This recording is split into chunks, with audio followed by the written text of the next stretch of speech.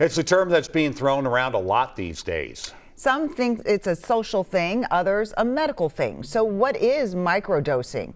Susan Elizabeth Littlefield breaks down this buzzword. Mushrooms, mushrooms, mushrooms. Outside of the kitchen,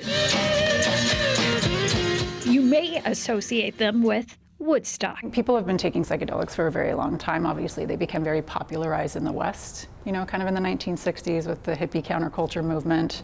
And then people were taking very large doses of things like LSD and magic mushrooms. Jessica Nielsen is a neuroscientist and chairs the state's new psychedelic medicine task force. She says one industry term is getting a lot of buzz. And I'm really pumped to be here to tell you what microdosing is. I think it just means you're taking a much smaller version of what the intended dose would be. It's a concept being discussed here at Mother Plant Company in Minneapolis. What just personally interests you? Personally, I'm an artist, and I use hemp-based THC in my practice to create different projects.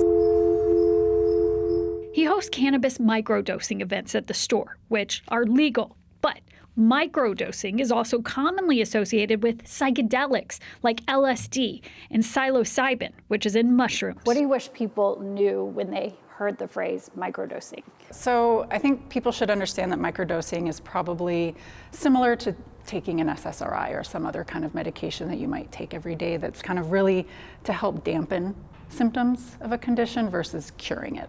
Like an antidepressant? An antidepressant, I think, is really, it helps people function. The research is inconclusive. This study in Scientific Reports says that microdosing psychedelics can show small to medium improvements in mood and health. But this study in the Translational Psychiatry Report notes no objective evidence of improvements in creativity, well-being, and cognitive function. I think it scientifically has not been shown to be any better than a placebo effect. People that want to have some sort of healing experience with psychedelics generally do so on a much larger macro dose. She says the research on macrodosing shows potential for rewiring the brain in cases of PTSD and depression. But no matter the dose. All of these psychedelic drugs are technically illegal at the federal level. With photojournalist Mike Durenberger, Susan Elizabeth Littlefield, WCCO News. There is a push in several states to allow psychedelics in a research setting. The Minnesota State Psychedelic Task Force is hoping to create a bill this session.